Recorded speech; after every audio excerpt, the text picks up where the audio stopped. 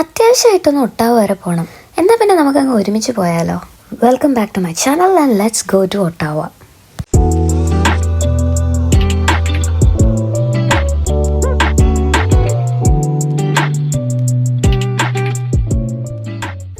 Closing shift കഴിഞ്ഞ് ഏകദേശം ഒരു 11:30-12 ആയപ്പോൾ ഞങ്ങൾ ലണ്ടനിൽ നിന്ന് ഒട്ടാവയ്ക്ക് വിട്ടു. ഏകദേശം 650 കിലോമീറ്റേഴ്സ് ഉണ്ടായിരുന്നു ഫ്രം ലണ്ടൻ ടു ഒട്ടാവ. പിന്നെ ഇടയ്ക്ക് ഒരു പകുതി ദൂരമായപ്പോൾ ഞങ്ങൾ ഫുഡ് പാക്ക് ചെയ്ത് പോയിട്ടുണ്ടായിരുന്നത് ബാക്കിൽ നിന്ന് കഴിച്ചു. കൂട്ടത്തിൽ മൂവിയൊക്കെ കണ്ട് ഇരുന്ന് കഴിച്ച് അത് കഴിഞ്ഞിട്ട് ഞാൻ ചെറിയൊരു നിദ്രയിലോട്ട് പോയി. പിന്നെ അങ്ങോട്ട് ഒരു 2 മണിക്കൂറത്തെ ഡ്രൈവ് കൂടി ഉണ്ടായിരുന്നു. അത് ഞാൻ ഉറങ്ങിപ്പോയി. കണ്ണ് തുറന്നപ്പോൾ ഏകദേശം ഒട്ടാവയായി. രാവിലെ തന്നെ സിറിയോട് ഒരു കാര്യമായിട്ട് വർത്തമാനം പറഞ്ഞുകൊണ്ടിരിക്കുക. ഒട്ടാവയിൽ എന്തൊക്കെയുണ്ട്, എന്തൊക്കെ കാണാം, എന്തൊക്കെ കൊടുക്കും എന്നൊക്കെ. രാവിലെ എണീറ്റാൽ പിന്നെ പാട്ടും കുറച്ച് ഡാൻസും ഒക്കെ നിർബന്ധമാണ്. That keeps me energetic all day. ഡാൻസും പാട്ടും മാത്രം മതി, ഒരു കോഫി ഉണ്ട്. കാനഡ വന്നാൽ പിന്നെ നമ്മുടെ അടുക്കള പോലെയാണ് തിമ്മ്. ചെറിയൊരു വ്യത്യാസമുണ്ട്, കോഫിയല്ല ഫ്രഞ്ച് വാനില. അപ്പോൾ ആ ഫ്രഞ്ച് വാനിലൊക്കെ കുടിച്ച് നമ്മൾ ഒട്ടാവ എത്തി. ഒന്ന് ഫ്രഷ് ആവാനും കുറച്ച് സാധനം വാങ്ങാനും വാൾമാർട്ടിലെത്തി. വാൾമാർട്ടിൽ പോകുന്നത് സ്വന്തം വീട്ടിൽ പോകുന്നൊരു ഫീലാണ്. അതിപ്പോൾ ഏത് വാൾമാർട്ടായാലും may be because I am working there, അതുകൊണ്ടായിരിക്കും ആ ഒരു സ്പെഷ്യൽ കണക്ഷൻ. അത് തന്നെയല്ല, എംപ്ലോയി ആയതുകൊണ്ട് തന്നെ നമുക്ക് എപ്പോഴും ഒരു 10% ഓഫും ഉണ്ട് എല്ലാ പർച്ചേസിലും. അപ്പം നമ്മൾ സൺസ്ക്രീൻ ലോഷനൊക്കെ ഇട്ട് മുഖമൊക്കെ കഴുകി ഒന്ന് ഫ്രഷായി ബാക്ക് ടു വണ്ടി with a packet of salted pistachio. അങ്ങനെ പിസ്താഷ്യൊക്കെ കഴിച്ചുകൊണ്ട് കാനഡയുടെ ക്യാപിറ്റലായ ഒട്ടാവയൊക്കെ ഇങ്ങനെ കണ്ടു. ഈ കാണുന്നതാണ് കാനഡയുടെ ഐക്കോണിക് ഗോത്തിക് സ്റ്റൈൽ ബിൽഡിംഗ് ആയിട്ടുള്ള പാർലമെന്റ് ഹിൽ. അവിടെയൊക്കെ നമുക്ക് നാളെ പോവാം. ഇന്ന് ഒട്ടാവയ്ക്കുള്ള ദിവസമല്ല, today is the day for Quebec. അപ്പം ഞാൻ കാനഡ വന്നിട്ട് ആദ്യമായിട്ട് പ്രൊവിൻസ് ഒന്ന് മാറിക്കിടക്കുകയാണ്. ഈ പാലം കണ്ടു, ഈ പാലം കഴിഞ്ഞാൽ അപ്പുറത്ത് ക്യൂബെക് ആണ്. Quebec is another province of Canada which is known for its rich French culture. ക്യൂബെക്കിലോട്ട് കാല് കുത്തിയപ്പോഴേ ഒരു എവിഡൻ്റ് ആയിട്ടുള്ള ഒരു വ്യത്യാസം നമുക്ക് ഫീൽ ചെയ്യുന്നുണ്ടായിരുന്നു. വേറൊരു രാജ്യത്ത് ചെന്ന പോലെ ഒരു ഫീല്. മൊത്തത്തിൽ ഒരു ഫ്രഞ്ച് മയമാണ് ഇവിടെ. ഇവിടുത്തെ സൈൻ ബോർഡ് വരെ ഫ്രഞ്ചിലാണ്.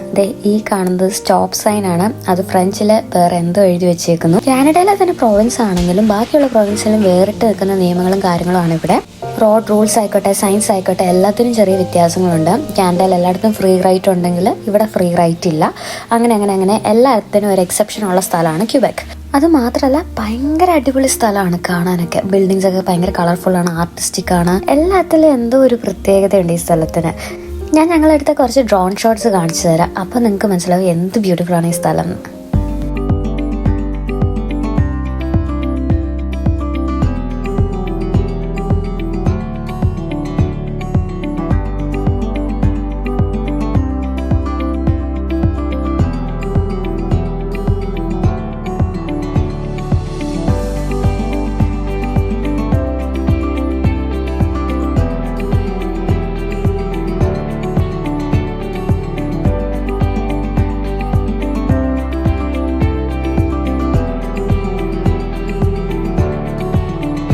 ക്യൂബെക്കൊക്കെ കണ്ടിട്ട് ഞങ്ങൾ തിരിച്ചു വരുവാണ്. അപ്പം ഞങ്ങൾക്ക് മെക്ഡിയിൽ കയറിയിട്ട് കുറച്ച് സാധനങ്ങൾ വാങ്ങി. ഞങ്ങൾക്ക് കുറച്ച് പോയിന്റ്സ് ഉണ്ടായിരുന്നു, അതൊക്കെ ഞങ്ങൾ റെഡിയും ചെയ്ത് ഞങ്ങൾ ഓവർനൈറ്റ് സ്റ്റേ ചെയ്യാൻ ബുക്ക് ചെയ്ത് ഹോളിഡേ ഇന്നിലോട്ട് വന്നു. അവിടെ കോഫി അവൈലബിൾ ആയിരുന്നു, അത് ഞങ്ങൾ കുടിച്ചു. എന്നിട്ട് റൂമിലോട്ട് വന്നു. റൂമെല്ലാം നല്ലതായിരുന്നു, അത്യാവശ്യം നല്ല സ്പേസ് ഉള്ള 2 വലിയ ബെഡൊക്കെ ഉള്ള റൂമായിരുന്നു. എന്നിട്ട് ഞങ്ങൾ ഫുഡൊക്കെ കഴിച്ചു.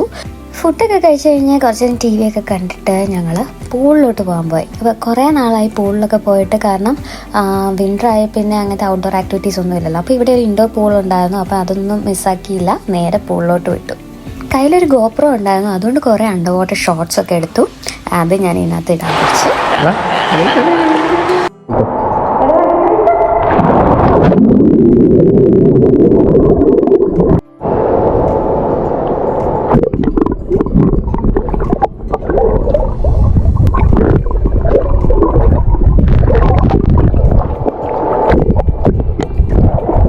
ഇപ്പോൾ വിശപ്പിൻ്റെ വിളി വന്നു തുടങ്ങി. രാവിലെ തൊട്ട് ബർഗറും അതും ഇതൊക്കെ എല്ലാം കഴിച്ചേ, ഇനി സോൾഡ് ആയിട്ടുള്ള എന്തെങ്കിലും കഴിക്കണം.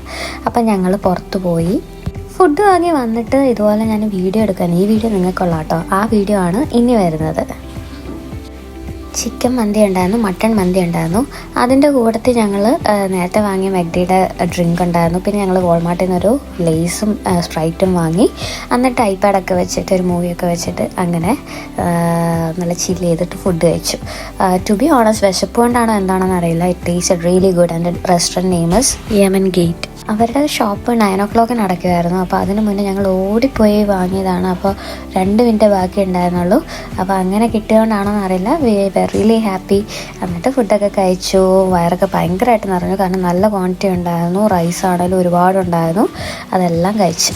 ഇനി ഞങ്ങൾ വന്ന കാര്യം പറഞ്ഞില്ല. ഞങ്ങൾ വന്നത് ഒരു US വിസ അപ്പോയിൻമെൻറ്റിന് വേണ്ടിയാണ്. US വിസയ്ക്ക് ഡേറ്റ് കിട്ടാൻ എളുപ്പമായിട്ടുള്ളൊരു സ്ഥലമാണ് ഒട്ടാവ. അതുകൊണ്ട് തന്നെ ഒരുപാട് പേര് ഒട്ടാവ ചൂസ് ചെയ്യുന്നത്. അപ്പോൾ ഞങ്ങളുടെ അപ്പോയിൻമെൻറ്റ് ടൈം 7:45 നാളെ രാവിലെ. അപ്പോൾ ഒരു 5 മണിക്കെങ്കിലും എണീക്കണം. അതുകൊണ്ട് നമുക്കിന്ന് നേരത്തെ കിടക്കാം കേട്ടോ. അപ്പോയിൻമെൻറ്റിന് ശേഷം വിസ റിജക്റ്റ് ആയാലും അപ്രൂവ് ആയാലും ഒട്ടാവ എക്സ്പ്ലോർ ചെയ്തിട്ട് ഞങ്ങൾ തിരിച്ചു പോകുന്നുള്ളൂ. അപ്പോൾ see you guys in the second part.